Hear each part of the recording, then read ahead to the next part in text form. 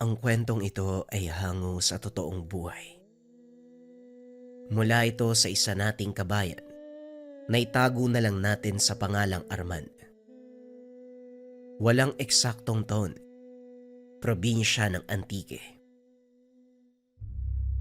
Kilala ang probinsya ng Antique bilang lugar ng mga mahuhusay na manggagamot at batikang mga babaylan.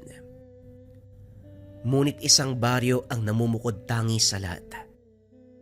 Napapagitnaan ng dalawang probinsya ng Capiz at Antique. Kaya naman naging sentro ito ng lahat ng mga aktibidad kung lihim na karunungan ang pag-uusapan. Naging pugad din ito ng mga aswang dahil para sa kanila ito ang pinakaligtas na lugar. Bagaman may mga nakatirang babaylan, matiwasay ang pamumuhay ng mga tao sa lugar dahil may mga kasunduang nabuo sa pagitan ng dalawang angkan. Ngunit hindi pa rin maiwasang may makapasok na mga dayo, lalo na kung baguhang antingero ang mga ito o hindi kaya naman mga mananugis na naghahanap ng mga aswang at mangkukulam. Dito nakatira ang binatang si Arman at ang kanyang ama na si Mang Tobias. Mula sa angkan ng mga babayla ng dalawa, kilalang mahusay na mandirigmang asog noong kabataan. Ngunit kalaunan pinili nitong iwanan ang pagiging hangaway at tinutukan ang panggagamot. Walang sino man ang lumalabag sa batas ng baryo dahil minsan na silang nagpataw ng parusang kamatayan sa mga residenteng hindi sumusunod sa patakaran. Matapos ang kaganapang iyon, hindi na muli pang nasundan ang pagpataw ng parusang kamatayan dahil wala nang nangahas na sumuway sa mga batas. Hanggang sa lumipas ang ilang taon, bagaman sumasabay sa pagiging moderno ang baryo, hindi pa rin nawawala ang kultura ng mga tao, lalong-lalo na ang mga nakakatanda. Buti na lang, hindi ko na po naabutan ng pagpapataw ng parusang kamatayan. Kung sakali, baka patong-patong ang sintensya ko. Nang mga sandaling ito, kausap niya ang ama. Isinasalaysay ang mga nangyari nung kapanahunan. Maswerte nga kayong mga huling henerasyon dahil hindi nyo naabutan ng napakalupit na panahon na yun eh. Isinilang ka 1 linggo matapos mamatay ang lolo'y sikil mo. Siya ang kahuli-huli ang naging biktima ng parusang kamatayan dahil sa pagpatay niya sa aswang na kumain ng kanilang anak. Bakit naman siya lang ang pinarusahan? May kasalanan din naman ang aswang . Huli na nang malaman ng lahat na gano'n ang nangyari. Kaya gano'n na lang ang galit ng angka natin sa mga aswang na naninirahan dito. Ito rin ang dahilan kung bakit sila sa pilitang pinalis. Dahil maaaring pagsimula ng gulo ang kanilang presensya sa baryo. Tama lang naman ang pasya ng mga namumuno. Masyadong marahas sa mga aswang at palagi nagkakaroon ng gulo. Kahit hindi ko na sila naabutan, nangingilabot ako kapag narinig ko yung mga kwento . Pero hindi magtatagal. Babalik sila para gumunti at angkinin ang baryong ito. Siguro naman handa tayo, di ba? Hindi ako sigurado. Sa panahon ngayon, nakampante ang mga taga rito dahil sa nararanasang kapayapaan. Pag-uusap ng mag-ama. Nang mga panong iyon, labas-masok na sa baryo ang mga dayo, lalo na ang mula sa syudad.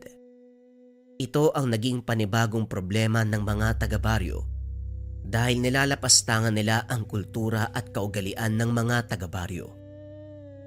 Dahil dito, hindi maiwasan ni Arman ang magkaroon ng engkwentro sa mga dayo. Minsang nakaupo ang binata sa atangan ng bahay. Napadaan ang mga namamasyal na dayo. Saktong nakasalubong ng mga ito ang isa sa nakakatandang babaylan.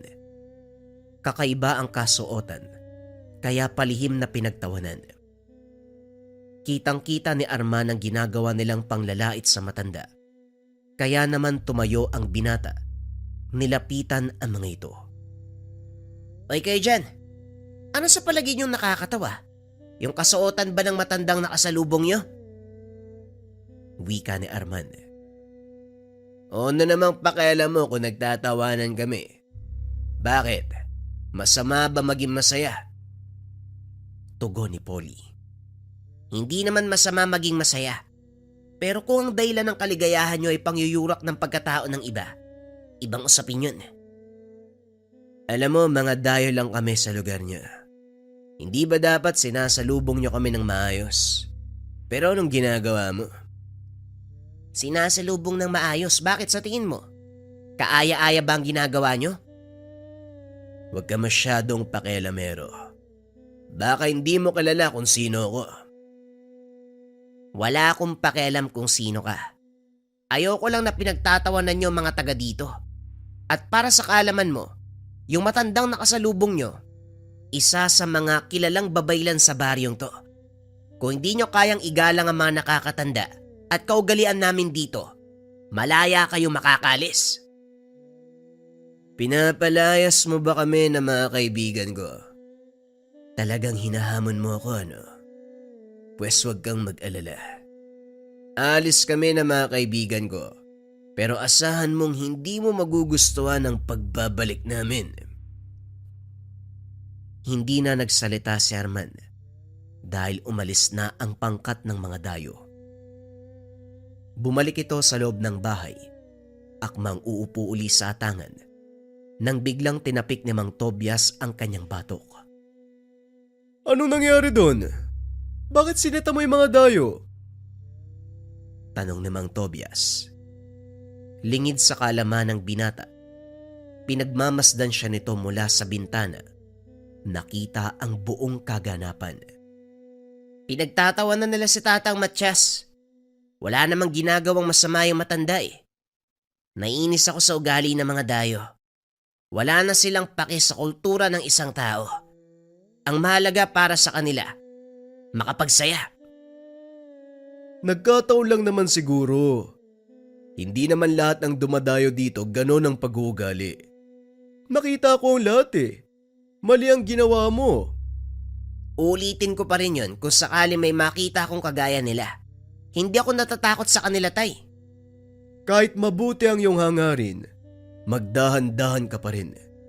Dahil minsan, hindi mo alam, isa na pala sa mga matagal nating kalaban ang nakakabangga mo. Maaaring yon ang pagmula ng gulo.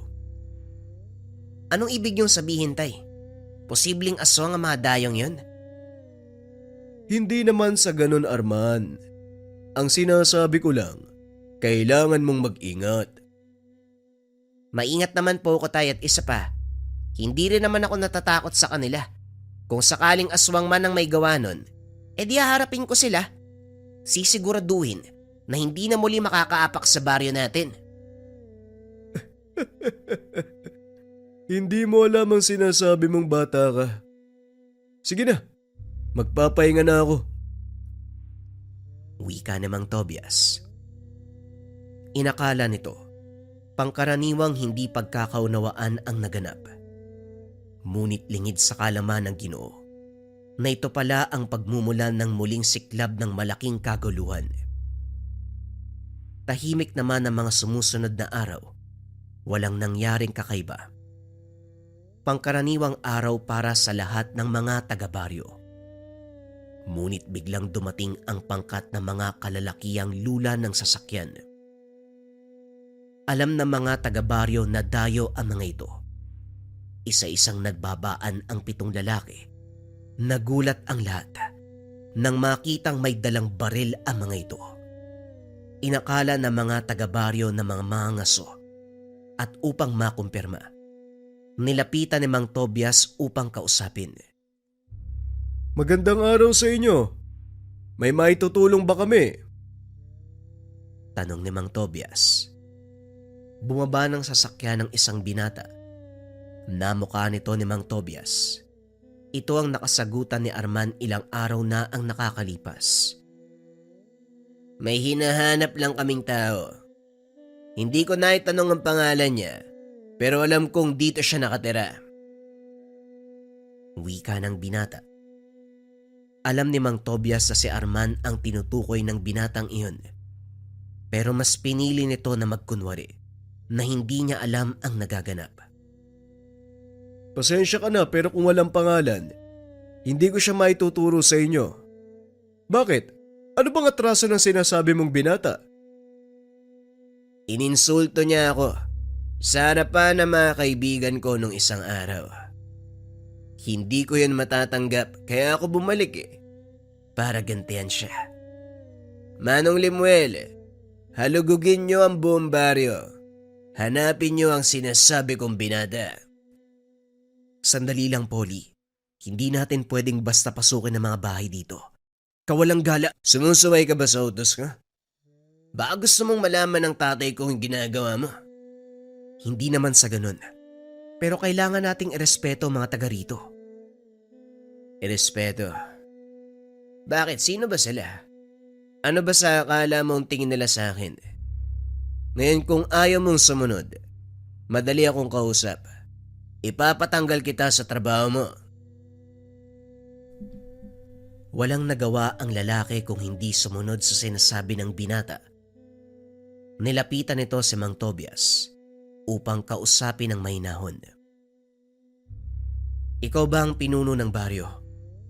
Kung maaari sana, palabasin mo na lahat ng binata dito para makaiwas na tayo sa mas malaking gulo. Hindi akong pinuno, pero maaari ko iparating sa kanila ang gusto nyo mangyari. Sige, kung yan ang sa tingin mong makakabuti, hindi titigil ang anak ng amo ko hanggat hindi niya nakikita yung hinahanap niya. Muling bumalik si Lemuel kay Polly upang sabihin ang napag-usapan nila ni Mang Tobias, pero hindi ito sumang-ayon. Pag-aantayin mo pa ako? Utusan ng mga taong halugugin ang mga tahanan o ikaw ang mawawala ng trabaho? Napailing na lang si Lemuel. Inutusan niya ang mga tauhan para halugugin ang mga tahanan. Nang mga sandaling iyon naroon na si Arman, kasama ang mga taong nakikiusyoso. Nakatago lang ito sa likod ng madla para hindi mapansin ni Polly. Ngunit sa kasamaang palad, napatingin ito sa kanya at dali-daling itinuro. Lemuel! Yon ang hinahanap ko. Bilisan niyo. Dalhin niyo siya sa akin. Hindi na inantay ni Arman na lapitan siya ng mga kalalakian. Kagad nang lumapit kay Polly. Mukhang tinupad mo yung pangako mo .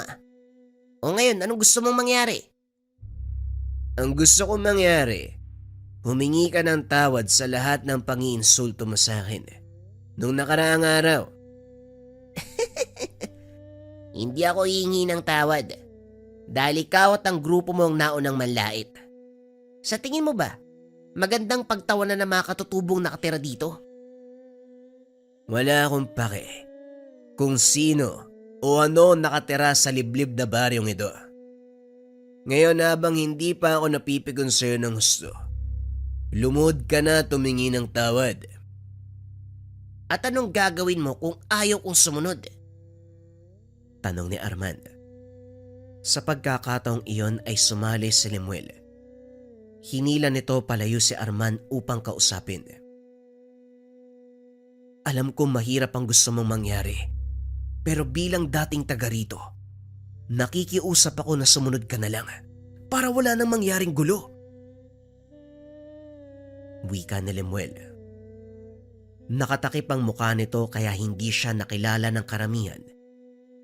Ngunit nang silang dalawa na lang ni Arman ang nag-uusap, bahagya nitong ibinaba ang takip sa mukha. Nanlaki ang mga mata ng binata nang mapagtantong iyon ang pinsan niyang si Lemuel. Lemuel, ikaw ba yan? Bakit ka pumanig sa kanila? Tawag lang ng pangangailangan, Arman. Kaya sumunod ka na lang. Alam mo ba ang patakaran ng baryong to? Hindi natin nahayaan na insultuhin tayo ng mga dayo. At kahit ano pang sabihin mo, hindi ako luluhod sa harapan ng taong yan para ibaba ang dangal nating mga babaylan. Huwag nang matigas ang ulo, Lemuel. Madadamay ang mga taga rito kapag hindi ka sumunod sa gusto niyang mangyari. Hindi birong kalaban ng pamilya ng binatang yan. Alam ko, pero nagkamali din siya ng binangga dahil hindi pa rin magpapalupig ang mga taga-baryo. Hindi ko pa sinasabi sa kanila kung anong ginawa ng anak ng amo mo. At sa oras na malaman nila na pinagtawanan at ininsulto ang isa sa mga nakakatanda natin dito, siguradong hindi sila sasantoy ng mga asog. Yan ang iniiwasan ko mangyari, Arman. Kaya pakiusap, sumunod ka na lang. Pag-uusap ng dalawa. At dahil medyo natagalan, tinanong ni Polly kung ano ang nangyayari. Lemuel, ano na? Bakit ang tagal naman yata ng ginagawa mo? Napalingon si Lemuel sa binata. Sumenyas na ang ibig sabihin ay teka lang. Pero dahil naiinip na ito, kinuha ng binata ang baril sa isang tauhan. Pinaputok ng paitas. Ano? Hindi ka ba rin ba hihingi ng tawad? O gusto mo maging kwento na lang ang baryong ito? Walang nagawa si Arman. Bagaman labag sa kalooban ng gagawin, lumapit ito kay Polly at humingi ng tawad. Patawad. Hindi ko na uulitin ang mga sinabi ko sa'yo. Marunong ka rin naman palang pakiusapan eh. Pero kulang pa yan. Lumuhod ka. Ano? Bakit ko naman gagawin yun? Itinutok ni Polly ang baril kay Mang Tobias at muling tinakot ang binata. Luluhod ka o papasabugin ko ang ulo ng taong yan. Mamili ka. Sa muli ay walang nagawa ang binata. Lumuhod sa harapan ni Polly, nangingi ng tawad. Kaso nga lang laking gulat ng lahat dahil bigla itong hinampas ng baril. Pinagsisipa. Pinagtulungan pa ng mga tauhan ni Polly ang binata. Inawat ni Lemuel ang mga ito. Kaso nga lang walang nakinig. Nakahandusay na sa lupa si Arman ng mga oras na yun. Halos hindi na ito makatayo dahil sa natamong pinsala. Magsilbi sana ng aral sa inyo ang ginawa ko sa binatang do. Kilalaning mabuti kung sino ang binabangga nyo. Wika ni Polly, sabay akyat ng sasakyan. Naiwan si Lemuel habang pinagmamasdan si Arman. Pasensya ka na, Arman. Wala akong nagawa eh. Sana mapatawad mo ko at ng mga kalahi natin. Wika ni Lemuel. Matapos ay sumakay na ito. Inalalayan nila Mang Tobias at ng kapatid nito si Arman. Pinapasok ng tahanan at ginamot ang mga sugat. Subo-sobra na yung anak ni Don Castro. Hindi na maganda ang ginagawa niya. Wala na tayo magagawa. Sa panahon ngayon sila ang bagong Panginoon. Marami silang pera at kaya nilang magbayad para gawin ito sa ating mga mabababa. Yun na nga eh. Wala na tayong magagawa sa ngayon kasi karamihan sa atin tumalikod na sa kanilang tungkulid. Kung nangyari ito sa panahon ng mga ninuno natin, hindi sila makakalabas ng buhay sa baryong ito. Hayaan mo na muna sila. Pagtuunan natin ang pansin si Arman. Malaki ang pinsalang natamo niya. Pag-uusap ng magkapatid. Nakikinig lang si Arman sa mga ito. At kahit nakapikit ang mga mata, hindi maalis sa isip nito ang sinasabi sa kanya ni Lemuel. Hindi makapaniwala ang binatang tumalikod sa kanyang angkan ang pinsan dahil lamang sa salapi. Kinabukasan, habang nagpapahinga dahil sa mga natamong pinsala, minabuti ni Arman na maupo sa kanilang atangan. Nang muli nitong makita ang grupo ni Polly, sa pagkakataong iyon hindi lang pagtawa ang ginawa nila. Pinagdiskitahan pa ng pangkat ang isang matandang babae na naglalako ng isda. Hinagis ang mga paninda. Sinipa ang mga lalagyan. Sinampal din ni Polly ang matanda. Sabay tingin kay Arman na tila sinasadya. Walang nagawa si Arman dahil sa kalagayan nito.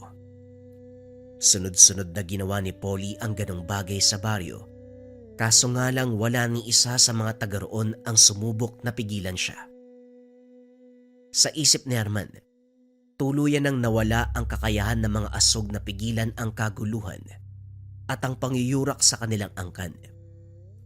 Kinausap ng binata ang ama para malaman ang dahilan kung bakit hindi man lang sila lumalaban. Tay, ano po bang nangyayari sa inyo? Hindi po ba isa kayong asog? Mula sa angkan na mamandirigmang babaylan. Pero bakit hindi mo maipagtanggol ang baryo? Hindi ganun kadali ang sinasabi mo, Arman. Oo, isa ako mandirigma. Pero kailangan ko pa rin sumunod sa ipinag-uutos ng ating mga pinuno. Masakit din sa akin makitang ginaganyan ng ating mga kababaryo. Pero kailangan natin mag-intay ng tamang pagkakataon. Gaganti tayo. Pero hindi ngayon, Arman. At kailan yun, Tay? Kapag wala nang natira sa atin. Sana hinayaan niyo akong lumaban eh. Hindi sana tayo nalagay sa ganitong sitwasyon. Wika ni Arman. Paika-ika itong lumabas ng tahanan. Pumunta sa bahay ng chewing si Takyo upang magsabi ng hinanakit sa ama. May punto naman ang sinasabi ng tatay mo. Hindi tayo pwede magpadalos-dalos, Armada. Hindi pwede magpadalos-dalos o talagang naduduwag na kayo. Pasensya na. Kung wala kayong gagawin, ako ang kikilos. Wika ni Arman sabay talikod sa chewing. Hindi na nito pinigilan pa ni Takyo dahil nauunawaan nito ang galit ng binata. Gayunpaman, gaya ng karamihan kailangan niyang sumunod sa payo ng mga nakakatanda. Lingid sa kalaman ni Arman na may namumuong plano ang mga natitirang mandirigma sa baryo. Ilang araw pa lang ang nakalipas, tuluyang bumuti ang kalagayan ng binata. Inantay nito ang pagbabalik ng grupo ni Polly, ngunit walang nagpakita ni isa sa kanila. Naging mapayapa ng ilang araw ang baryo hanggang sa muling bumalik ang pangkat ng mga dayuhan. Sa pagkakataong ito, kasama nila ang ama ni Polly, si Don Castro. Ito ba ang baryong sinasabi sa akin ni Polly Lipuel? Hindi ba taga dito ka din? Opo, Don Castro. Pero matagal ko nang iniwan ang buhay sa lugar na to. Ganun ba? Tama si Polly. Maganda nga ang lokasyong to para pagtayuan ng negosyo. Napapagitnaan ng dalawang probinsya ang baryo. Parehong saka ang kinapubuhay. Siguro, magpapatayo tayo dito ng sentral. Ano pong ibig niyong sabihin, Don Castro? Sikapin niyong mapaalis sa mga naninirahan. Gusto kong bilhin ang buong baryo at ang lupaing nasasakop nito. At ikaw, Limuel, ang mga ngasiwa nun. Nanlaki ang mga mata ni Limuel nang marinig ang sinabi ng amo. Hindi ito makatanggi sa kadahilan ng may pamilya siyang binubuhay. Pero Don Castro, protektado ng pamahalaan ng mga lupain dito. Hindi natin pwedeng basta paalisin ng mga tao. Madaling tapalan ng salapi ang mata ng pamahalaan. Siguradong pag natumbasan ng tamang halaga ang mga prinsipyo nila, magbubulag-bulagan sila. Kung yan po ang gusto nyo, hayaan nyo po muna akong kausapin ng mga taga dito. O sige, pero tandaan mo, Limuel, ayokong pinag-aantay ako. Mainipin akong tao. Alam mo yan. Maliwanag, Don Castro. Ako na pong bahala. Matapos ang pag-uusap, iniwan na ng amo si Limuel sa lugar upang makipag-usap sa mga tao. Ang una niyang pinuntahan ay si Takyo. O Limuel, anong ginagawa mo dito? Hindi ba may trabaho ka na sa syudad? Ngayon nga po ang pinunta ko dito, Tay. Pasensya na kayo kung ngayon lang ako nakabalik. Maraming taon na ang lumipas. Ang akala ko nakalimutan mo na kami. Pero ano nga ba ang sadya mo dito? Nagtatrabaho po ako kay Don Castro, tatay. Pinapunta niya ako dito para ipagbigay alam sa inyo na bibili niya ang lupa. Nagbibiro ka ba? Alam mong protektado tayo ng pamahalaan at walang sino man ang pwedeng umangkin ng lupay natin. Yan nga din po ang sinabi ko sa kanya eh. Pero alam niyo po kung gaano makapangyarihang tao yun. Makukuha niya ang anumang naisin sa pamamagitan ng pera. Kung ganon, nandito ka para paalisin ang sarili mong angkan sa lupang tinubuhan natin. Nababaliw ka na ba, Lemuel? Nasaan ang dignidad mo? Pasensya na po tay, pero ginagawa ko lang ang trabaho ko. May pamilya akong binubuhay. Bahala ka sa gusto mong gawin. Pero alam mong hindi ko susuportahan ang mga gusto mong mangyari. Sa oras na malaman pa ito ni Tio Tobias mo, siguradong malilintikan ka. Nauunawaan ko po. At alam ko yung pinaglalaban niyong karapatan sa lupang to. Pero sa tingin ko, walang saysay ang magbuwis ng buhay, tay.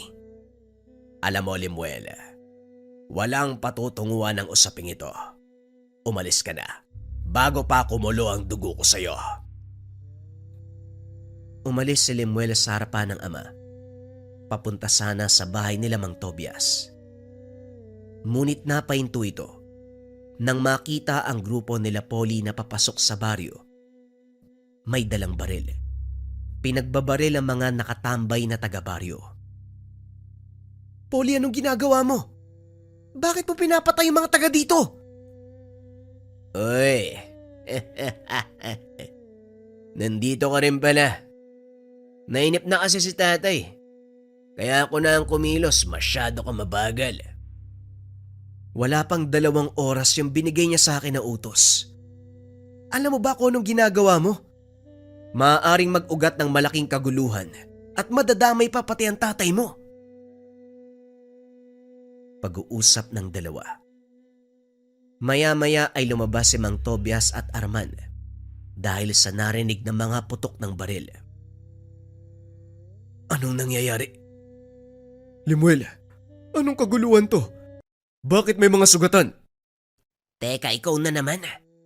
Talagang hindi ka titigil, ano? Dinampot nito ang kaperasong patpat at sinugod si Polly. Dali-dali itong nagtago sa likuran ni Lemuel. Sandali lang, Arman. Magulos dili ka. Pag-usapan natin to. Pag-usapan? May mga namatay na, Lemuel. Sa tingin mo, may makikinig pa sa'yo? Tignan mo ang mga kababaryo natin. Handa na silang pumatay. Matapos lang ang kaguluwang ito. Hindi ko ginusto ang kaganapan, Tio Tobias. Kaya pakiusap. Pigilan niyo mga kababaryo natin. Pasensya na, Lemuel. Pero panahon na para mamili ka ng papanigan. Dahil hindi na kami mananahimik. Laking gulat ni Lemuel nang biglang ilabas ni Mang Tobias ang kanyang tungkod. Alam na nito ang susunod na mangyayari. Nilingon niya ang mga kasamahan ni Polly. Isa-isang bumagsak ang mga ito. Lemuel, anong nangyari sa mga tauhan ko? Bakit sila hinimatay? Ito na ang sinasabi ko sa iyo, Polly. Hindi lang kayo maaapektuhan, kundi maging ang tatay mo. Tanggapin mo ang sumpa ng mga babaylan. Naglakad palayo kay Polly si Lemuel. Hinayaan na pagtulungan ng mga taga-baryo. Halos hindi makilala ang dayo.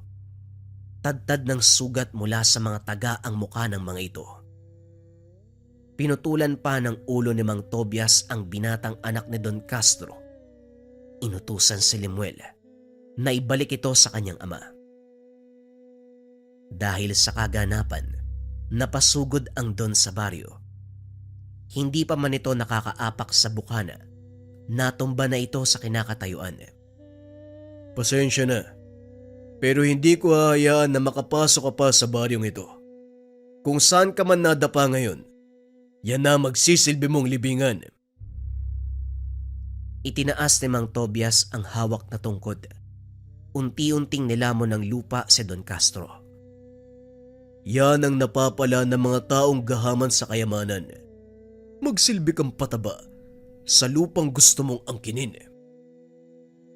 Naging laganap sa mga karatig bayan ang nangyari sa mag-amang Don Castro at Polly. Simula noon, wala nang nangahas na mambastos o manggulo sa baryo. Nagbalik din sa dati nitong tahanan si Lemuel. Piniling mabuhay ng simple. Dahil sa kaganapang iyon, nasaksihan ni Arman ang natatagong kapangyarihan ng mga asug o mandirigmang babaylan. Kabilang dito ang kanyang ama na si Mang Tobias, na sa paglipas ng panahon, nanatili sa puso ng mga taga-baryo ang pangyayari. Bagaman wala na si Mang Tobias, hindi kinalimutan ng mga tao na minsan silang naipagtanggol ng mga asug mula sa maalamat na baryo ng mga babaylan. Dagdag kaalaman para sa lahat. Ang mga asug o mga lalaking babaylan parehong may kakayahan sa panggagamot at pakikipaglaban. Pili ang ganitong katangian, kailangan dumaan sa matinding pagsasanay bago itanghal na isang totoong asug. Ang kwentong ito ay hango sa totoong buhay. Mula ito sa isa nating kabayan na itago na lang natin sa pangalang Kapitan Diego. Taong 1970, Mindanao. Talasan ng mga mata. Tandaan nyo, hindi lang mga tao ang dumaraan sa bahaging ito. Maraming mapanlinlang. Pwedeng makasagupa tayo ng maligno na nagkakatawang tao. Ang malala, aswang na nagpapanggap bilang ordinaryong magsasaka. Wika ni Kapitan Diego sa mga kasama. Mga baguhan, unang beses pa lamang sa ganitong gawain. Pinamumunuan ni Kapitan Diego ang maliit na pangkat. Hindi masasabing mga rebelde dahil hindi naman kumakalaban sa patakaran ng pamahalaan. Ang tanging dahilan ng pagbuo ng grupo, pagtalikod sa sariling pamilya para gawin ang anumang naisin nang walang nangingialam na magulang. Sa katunayan, dating kasapi ng lokal na pulisya itong si Kapitan Diego. Pero dahil hindi nagkasundo na makasama at hepe, napilitang talikuran ang tungkulin at mamundok. Dito siya namuhay. Hindi nagtagal kinupkop ang mga kabataang napariwara. Ginabayan, sinanay sa pakikipaglaban upang may pangtapat sa mga rebelde na nagkalat sa paligid. Ginalang siya bilang pinuno. Binigyan ng titulong kapitan. Kapitan, merong paparating. Merong dalang kariton at karo. Hila ng kabayo tapos may kasamang iilang kalalakihan. May baril ang iba sa kanila. Wika na rin doon, matapos mapansin ang mga taong papalapit sa bukana. Nagsikilos ang lahat, kanya-kanyang pwesto upang makabuelo kung sakaling matunugan ng kalaban ang kanilang presensya. Hindi nagtagal, unti-unting natanaw ang posisyon ng mga kalalakihan. May dalang armas ang nasa unahan at hulihan. Ang kariton ay walang kargang mga sako. Samantalang ang karo ay hindi makita ang kargamento dahil tinakpan ng dahon at damo. Kaagad nagbigay ng senyales si Kapitan Diego. Bigla itong huminto. Inantay nila ang susunod na galaw. Nang mapansin ang kilos, walang pagdadalawang isip na humudyat sa mga tauhan. Kahit maraming armas ang kabilang panig, wala ring nagawa. Nang mabilis na maitutok ang patalim, hawak sa leeg ang mga ito. Magiging payapa ang gabing ito kung ibababa nyo ang inyong mga sandata. Pero kung meron sa inyo na maglalakas ng loob na kumalabit ng gatilyo, dadanak ang dugo sa lupang ito. Mahabang katahimikan ang namayani sa pagitan ng dalawang grupo. Parehong alisto. Nag-aantay lang kung sino ang unang kikilos. Sa kabila ng sinabi ni Kapitan Diego, walang nagbaba ng armas kahit may nakatutok na patalim sa leg. Hindi nagtagal nagsalita ang lalaki na may puting buhok. Hindi mo yata ako nakilala, Diego. Malaki na ang pinagbago mo. Nung una, ikaw lang mag-isa ang nakabang sa daanang ito. Ngayon, marami na kayo. Mga bata, ibaba ang mga armas. Kaibigan natin sila. Napangiti si Kapitan Diego. Nagbigay ng hudyat sa mga kasama na ibaba ang mga patalim. Nakilala niya ang lalaki pagkatapos matanggal ang takip sa muka. Fernan, ikaw pala yan. Anong nangyari ngayon ka lang nagpakita uli? Hindi bali na. Mas mabuti pang tumuloy kayo sa loob ng tahanan para hindi makaagaw ng atensyon ng mga kalaban. Sa pinakamasukal na bahagi ng kagubatan nakatayo ang barong-barong. Maraming patibong sa paligid bilang proteksyon sa mga kalaban. Muling nag-usap ang matalik na magkaibigan. Sa katunayan, magkasama sa serbisyo ang dalawa noong naninilbihan sa batas. Sabay ding nagbitiw nang hindi na masikmura ang kalakaran. Naghiwalay noong umuwi ng probinsya si Fernan. Matagal na panahon na hindi nagpakita, kung kaya't inisip ni Kapitan Diego na posibleng patay na ito. Hindi ako nakauwi sa amin dahil nakainkwentro ko sa daanan yung tulisan na binangga natin noong minsang nasa operasyon pa tayo. Hinabol nila ako eh. Nagawa ko namang takasan pero napadpad ako sa hindi pamilyar na lugar. Maniwala ko o hindi, ang lugar na yon ay puro aswang ang nananahan. Kung hindi ko nakuha ang loob nila, malamang nalahian na ako nila pa. Pagpapaliwanag de Fernan. Aswang. Napadpad ka sa lugar na pinamumugaran ng aswang. Hindi nga madali ang pinagdaanan mo, kaibigan. Eto mga kasama mo, may lahi ba silang aswang? Wala, kaibigan, mga tao sila. Kagaya ng nasasakupan mong kabataan. Mga pariwara at gusto makalaya sa mga magulang. Mga pasaway. Sumunod sa akin kaya sinanay ko na lang din. Alam mo naman ang lugar na ito maraming kalaban. Kaliwat kanan ng mga yan. Kung ang pagtakas ko sa mga aswang ang pag-uusapan, hindi madali. Kailangan ko pang patayin ang isa sa mga pinuno para makalaya. Sa kabutiang palad nagawa ko naman. Hinubad ng matanda ang kanyang pang-itaas. Bumungad ang katawan na puno ng peklat. Nang pakiramdaman nito ni Kapitan Diego, ganun na lamang ang awa ng mapagtanto ang pinagdaanan. Bakit hindi mo ko hinanap kagad? E di sana natulungan kita. Nitong mga nakaraang panahon saan ka na malagi? May pinagkukutaan ba kayo? Meron pero iniwan namin dahil natunto ng mga aswang. Mga nilalang na nagmula sa pinanggalingan kong lugar. Naghahanap kami ngayon ng bagong malilipatan kaya kami naglalakbay ng ganitong oras. Hindi ko alam na pagtatagpuin tayo ngayon. Siguradong may rason kung bakit nag-cruise ang landas natin. Sa ngayon mabuti pang magpahinga tayong lahat. Ang barong-barong na yon, kakagawa lang. Wala pang sumisilong, kaya kayo na muna na mga kasama mo matulog doon. Huwag ka mag-alala, ligtas tayo sa lugar na ito. Kinabukasan maagang naganda ang lahat dahil mag-aabang sila sa daanan.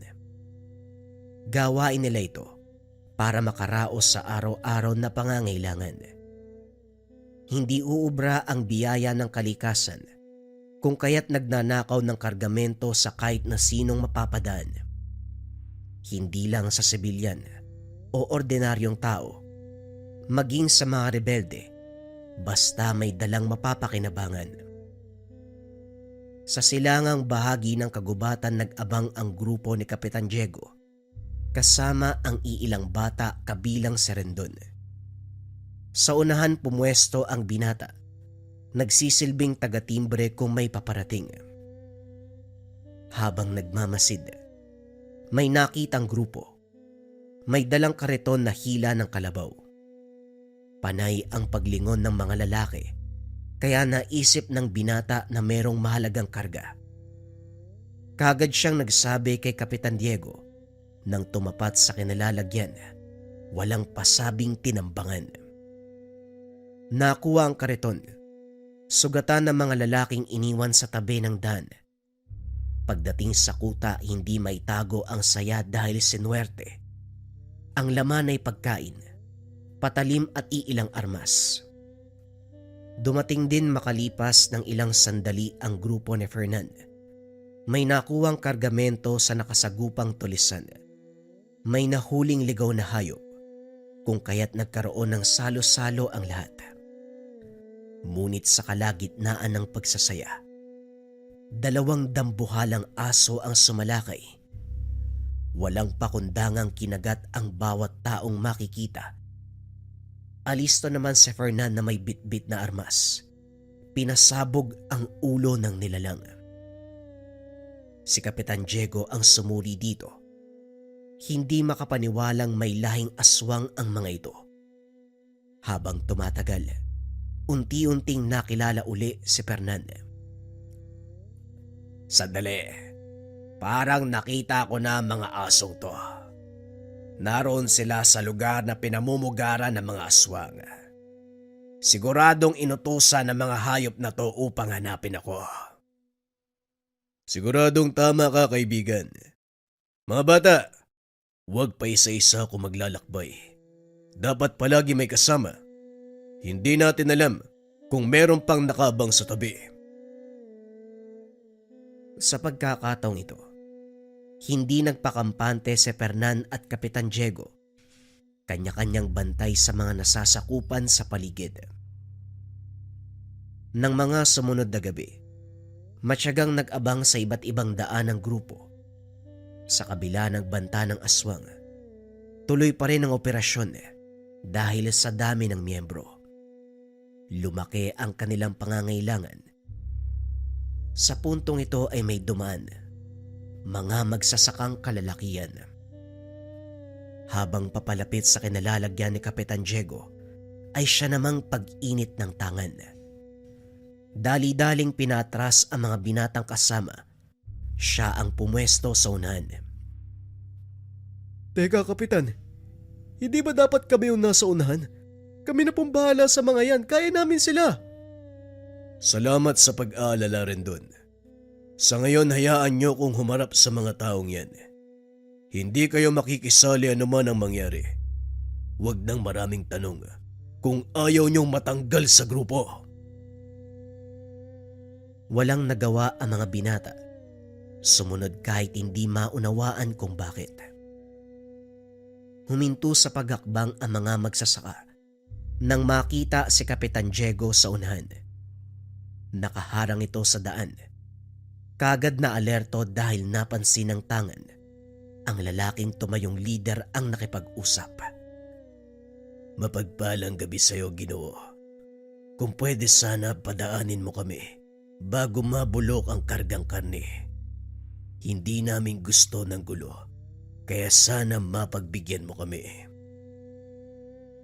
Namukaan ni Kapitan Diego. Ito ang nilalang na nakasagupa maraming taon na ang nakalipas. Hindi ba ikaw si Teryo? Nakalimot ka na yata. Nagtuos tayo noon eh. Sinuwerte ka lang kaya nakatakas ka. Ganito rin ang pakulo ng grupo mo dati. Nagpapanggap bilang magsasaka. Hulaan ko, ang laman ng karong yan bangkay na mga biniktima nyo. Tumitig si Teryo sa kanya. Nakilala si Kapitan Diego. Ikaw nga, tanda. Ang antingerong pumatay sa mga kasamahan ko nung araw. Tama ka. Isang swerte ang pagtakas ko sa kalupitan mo. Pero parang maduduktungan ang kwento natin ngayon. Kahit malumanay ang pagsasalita, hindi may pagkakaila ang galit. Palihim na sumenya sa mga kasama. pinaghanda para sa pagsugod. Mas mainam na rin ang ganito nang mapatay na kita. Hindi ko pa nakakalimutan ang ginawa mo sa mga sibilyan. Walang awang biniktima. Marahil ako ang taong nakalaan upang tapusin ang buhay mong hayop ka. Bumunot ng patalim si Kapitan Diego.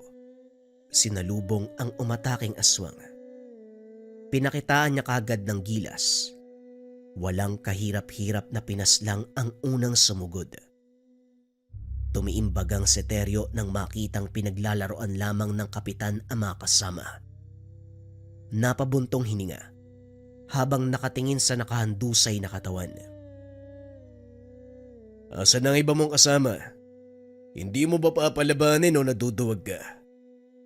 Tao lang ako kagaya ng mga biniktima mo. Kaya ano pang inaantay nyo? Tumitig ng masama si Teryo. Walang balak na lumaban kaya gumawa ng paraan para makatakas. Ginamit ang bilis. Nagpalit ng anyo bilang aswang at saka dali-daling lumayo sa lugar. Hindi na hinabol pa. Nakitang gumagalaw ang nasa loob ng karo.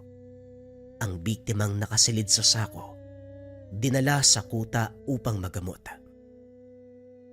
Nailibing na po yung kasama ng babae. Hayop talaga yung mga aswang na yun. Buntis po ang isa sa mga biktima. Pati batang walang kamuang-muang nadamay. Wika na rin doon. Nang makabalik sa barong-barong kung saan inasikaso ni Kapitan Diego ang babaeng sugatan. Swerteng nakaligtas sa kamatayan.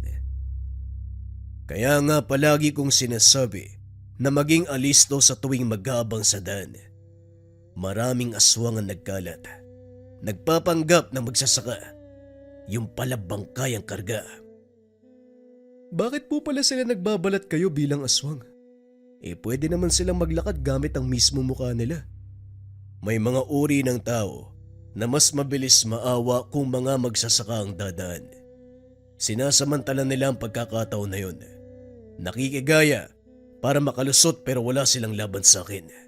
Nakikilala ko ang tunay na katangian ng isang tao. Tumango na lamang sa Rendon. Bumalik na sa pwesto upang magbantay sa paligid. Maya-maya ay dumating ang grupo ni Fernan. Nalagasan dahil sa engkwentro. Naging masinsinan ang usapan ng mga sumunod na sandali. Ang kutob ni Fernan, nasundan siya ng mga nilalang. Sa palagay naman ni Kapitan Diego ay posible. Batay na rin sa sunod-sunod na pag-atake ng mga ito. Huwag kang mabahala, kaibigan. Ako nang bahala sa inyo. Hindi rin kita papayagang umalis sa kutang ito. Kung dito nga inatake na tayo, paano pa sa ibang lugar? Wala ka na mapupuntahan, kaya kailangan na kitang tulungan. Lumipas ang ilang araw, muling may sumalakay sa kanila. Napatay naman kagad. Kaso nga lang may nasawi at may nasugatan. Magmula sa puntong ito, hindi na makakapayag si Kapitan Diego na may malagas pa sa nasasakupan. Nagmamadaling gumawa ng pangontrang langis. Gawa sa katas ng niyog at nilagyan ng orasyon.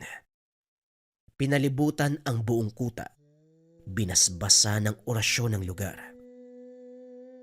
Kahit ganito, hindi pa rin ibinaba ang depensa, lalong pinagtibay para sa proteksyon ng lahat. Siguro naman wala nang magtatangka sa atin. Lagot lang sila kapag sinubukan pang pumunta dito. Matutunaw sila sa pangontra mo. Hindi natin alam, Fernan, kung mataas na uri ng aswang ang sasalakay, malaki ang tsansang makapasok sila sa lugar. Hindi madaling kalabanin kapag mataas na ang uri. Sabihin mo sa akin, kaibigan, yung tinakasan mong angkan, anong uri ang nilalang nila? Magkakasama sila sa iisang lugar. Yung iba merong pakpak, yung iba normal lang. Hindi na ako nagkaroon ng pagkakataon na mag-usisa. Bantay sarado ang kilos ko. Iba yung pag-iingat. Kapag nagkamali, siguradong papatayin ako. Napatay mo ang isa sa pinuno nila, hindi ba? Huwag na tayo magtaka kung patuloy na masusundan ng pag-atake. Paniguradong gaganti sila at ang mga aswang na nakaengkwentro natin doon din ang galing. Mawalang galang na po. Kung tungkol po sa mga aswang pinag-uusapan nyo, alam ko kung saan sila madalas sa sumasalakay. Doon po sa malawak na sakahan, sa pastulan po ng mga hayop. Wika ni Gina, ang babaeng tinulungan ni Kapitan Diego mula kay Teryo. Ano pa ang alam mo tungkol sa kanila? Pinaliwanag ng babae ang nalalaman. Itinuro ang lugar kung saan madalas sumugod ang mga aswang. Doon lang din malapit ang bahay nito, kung kaya't nadali sila sa pambibiktima. Sadali lang pare, hindi tayo pwede magpadalos-dalos. Aswang ang pinag-uusapan natin. Delikadong nilalang.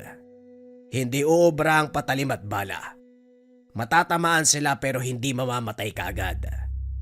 Alam ko na may tangan ka, pero kumalma ka muna. Naiintindihan ko. At isa pa, hindi ko gagawin to para sa mga magsasakang biktima, kundi para sa'yo at sa tauhan nating nadamay. Napabuntong hininga si Fernan. Kilala niya ang kaibigan. Kapag may sinabing lulusubin ay talagang pupuntahan. Nang makapagpahinga makasama pumuslit si Kapitan Diego, nagpunta sa sakahan na sinabi ni Gina. Tahimik sa mga oras na ito. Ang makikita lamang ay mga baka, kalabaw na nakapastol sa ilalim ng kahoy. Ilang sandali pa, nagulat ang matanda sa paglapit ni Rendon. Diyos ko, bakit ka ba sumunod? Hindi ba dapat nagpapahinga ka? Bumalik ka sa kuta. Kapitan, kung nasan kayo, dapat nandun din ako. Yun ang pangako ko nung unang pumasok sa grupo mo. Tinuruan mo ako lumaban, kaya wala kang dapat ipag-alala. Lalaban tayo ng sabay. Wika na Rendon. Binatukan siya ni Kapitan Diego. Hindi pa nanambang ang gagawin ko rin doon. Nandito ako para mag-abang ng aswang. Hindi ko mababantayan ang lahat ng galaw, kaya umalis ka na. Nag-iba ang pansin ni Kapitan Diego nang ituro ng binata ang direksyon kung saan may lalaking naglalakad. Panay ang pagtigil nito. Lumilingon kung saan-saan. Sinisiguradong walang makakakita sa binabalak. Lingid sa kaalaman ay napansin na ni Kapitan. Pinanood kung ano ang gagawin. Dahan-dahang nagpalit ang anyo bilang aso at saka sinugod ang kalabaw. Pagpupumiglas na lamang ang nagawa matapos kagatin sa leeg. Hindi nagtagal ay bumulagta. Nangisay. Winakwak ng nilalang ang tiyan. Hinugot ang lamang loob at tinangay. Kumilos na si Kapitan Diego, dali-daling sinundan. Hindi na nagtaka nang makita si Teryo na nag-aantay sa masukal na bahagi ng kagubatan. Ang lamang loob na dala ng aswang, inilagay doon sa karo. Tignan mo nga naman, hindi pa rin tumigil ang hayop. Kulang pa pala ang pagbabanta ko nung nakaraan. Rendon, maging alisto ka. Susugo! Anak ng litik! Psst! Wala na. Talagang dumiretso ang loko. Napabuntong hininga si Kapitan sa inasal ng binata. Tumawid sa kabilang bahaging direksyon. Pumwesto sa itaas ng puno. Itinutok ang dalang baril sa grupo ni Teryo. Sumenyas na handa na siya. Nang balingan ni Kapitan Diego ng pansin ng aswang, kumilos na ang mga ito. Pinagtutulungan na itulak ang karo. Napapitlag nang magpaputok si Rendon. Kagad bumulagta ang kasamang dalawa. Naalerto si Kapitan nang mapansing wala na si Teryo sa kinakatayuan kanina. Nang lingunin ang itaas ng puno, wala na rin si Rendon.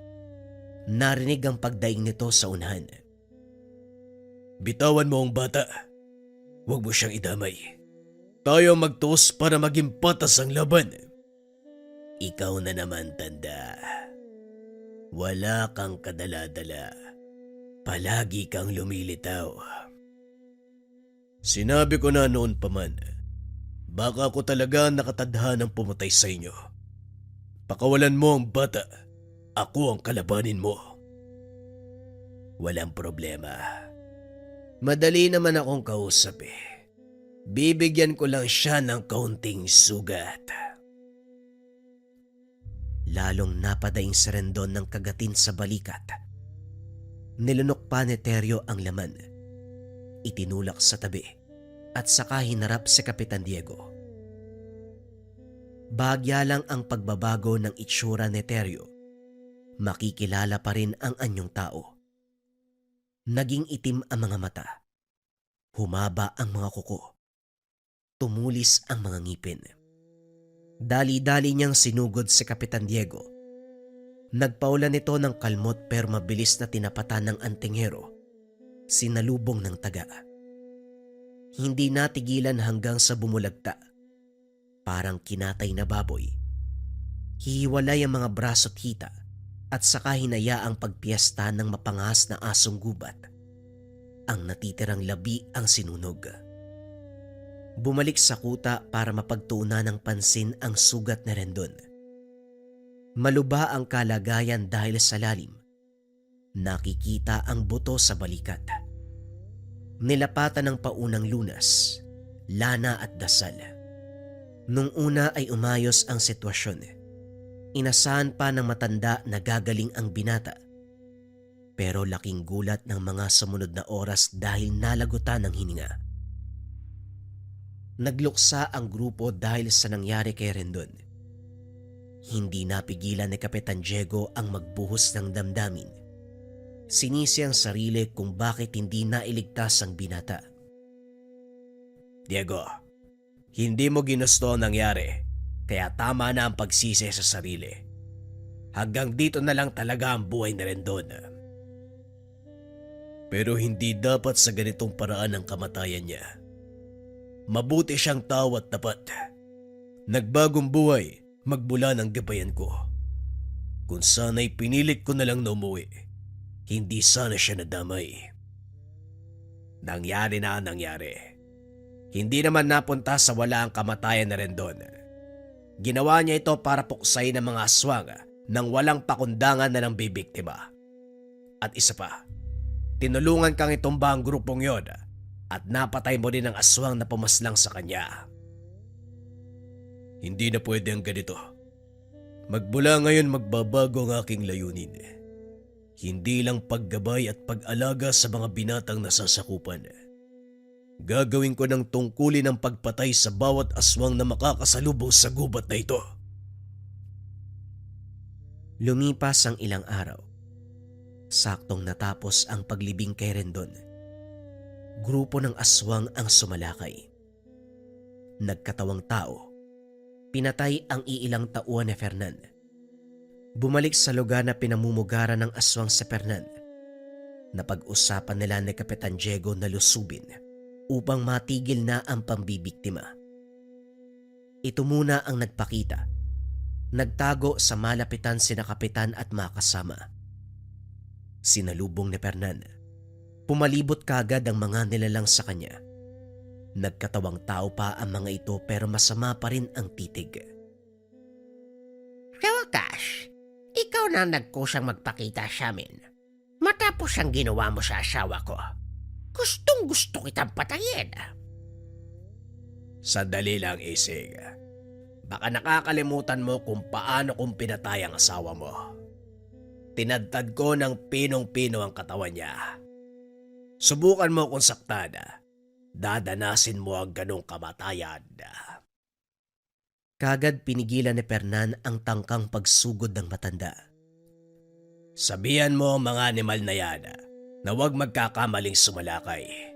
Baka maging katulad nito. Wika ni Fernan. Sabay bagsak ng katawan ng sumalakay na aswang. Napatras ang mga ito. Maging si Ising ay nasindak. nang makita ang gutay-gutay na katawan.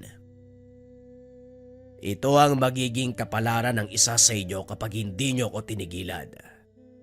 Mabait akong tao, pero ang kasama kong antingero ay hindi. Kaya ako na mismo magsasabi na tantanan nyo ko. Marami ang madadamay. Ano pa ba ang silbi ng paghabol sa akin? Gusto nyo bang patayin ko kayong lahat? Itulad sa namayapa niyong pinuno. Huwag mong banggitin ang asawa ko. Sinerte ka lang noon. Kung tutusin, ang asawa ko ang dapat pumatay sa'yo. Sabihin na nating swerte. Pero hindi may tatanggi na napatay ko nga ang asawa mo. Ang pinuno nyo. Nagkatinginan ang tauhan ni Ising. Mga mata lang ang pinakilos, pero alam ni Fernan ang ibig sabihin. Sumenyas din kina Kapitan Diego dahil sa galaw ng mga ito. Hindi nalala yung susugod at ito na nga ang nangyari. Pinagtulungan si Fernan, napuruhan dahil sa sabayang pag-atake. Dali-dali namang sumaklolo si Kapitan Diego. Inilayo sa lugar ang kaibigan. Ganon din ang ibang kasama na nasugatan. Marami ang aswang. Hindi sanay sa ganitong engkwentro, kung kaya't pinayuan niyang magsialis sa mga ito. Nagpaiwan siya. Hinarap ang kalaban. Sino ka naman? Isang antingero. Sigurado ka ba sa desisyon mo? Minsan ang dinayo ng antingero ang lugar na ito. Hindi na nakauwi. Dito pinaglamayan. Huwag kang makisali. Kaibigan ko si Fernan. Hindi ako nang himasok sa inyo. Ako mismo nagsabi kay Fernan na uubusin ko ang lahi nyo. Kagad pinigilan ni Ising ang tauhan. Lumakas ang epekto ng tanga ni Kapitan Diego na unti-unting nagpasakit ng ulo. Nararamdaman mo na ba ang lakas ng tangan ko kahit hindi pa tayo nagsisimula? Kung sana'y hinayaan nyo na lang si Fernan, hindi na tayo aabot sa puntong ito. Kaso talagang sinundan nyo pa. Sa pagpapadala mo ng nilalang na maghahanap sa kanya, marami ang nadamay.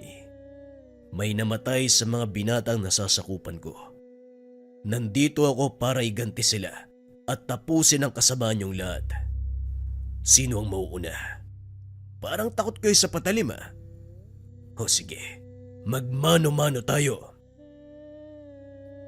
Itinarak sa lupa ang itak. Kaso nga lang wala ni isang nagtangkang lumapit. Sinakop ang buong paligid ng epekto ng tanga ni Kapitan Diego. May ilang humandusay dahil sa lakas ng puwersa. Muling dinampot ni Kapitan Diego ang itak. Pinapanood ang aswang na nagdurusa. Dito niya inilabas ang mutyang tangan. Batong kidlat. Minsan lang ginamit ang buong lakas. Kagad niyang hinawakan sa leeg si Aling Ising. Pasensya naman ang mukhang susunod ka sa yapak ng asawa mong yumao. Pinugutan nito ng ulo. Binalingan din ng pansin ang ibang nagbabalak tumakas. Ginilitan ng leeg. Pinutulan ng mga braso at binti. May nanlaban. Kaso walang binatbat sa lakas ng antingero. Makaraan ng ilang sandali, wala ni isang nabuhay. Itinipon ng lahat ng bangkay. Bumalik ang grupo ni Fernan para tumulong sa pagsunog. Pinanood na maging abo ang mga katawan. Umalis na rin sila pagkatapos dahil napansin ang paglapit ng mga rebelde. Magmula sa araw na napaslang ang angkan, guminhawa ang buhay ni Fernan. Tuloy pa rin sa pamumundok ang grupo. Pero sa pagkakataong ito, nabawasan ang iisipin dahil wala nang tumutugi sa kanya. May dinagdag din sa pagtuturo si Kapitan Diego. Sa kabila ng matagumpay na pagpaslang sa mga nilalang, meron pa ring gumagala sa paligid. Ibinuhos ng antingero ang oras sa pagtuturo ng pamamaraan kung paano paslangin ang aswang. madali namang nakuha ng mga binata. Si Fernan sa kabilang banda, kinargahan ng pangontra ang bala ng armas. Malaking tulong ang pamamarang ito. Ng mga sumunod na engkwentro, kahit ang mga binata lang ang mapalaban, marunong at alam na ang gagawin. Bawat isa sa kanila ay naging mahusay dahil sa kombinasyon ng pagtuturo ni Kapernan, pati na rin ang binansagan na kapitan ng kabundukan, si Kapitan Diego, na mamamatay aswang.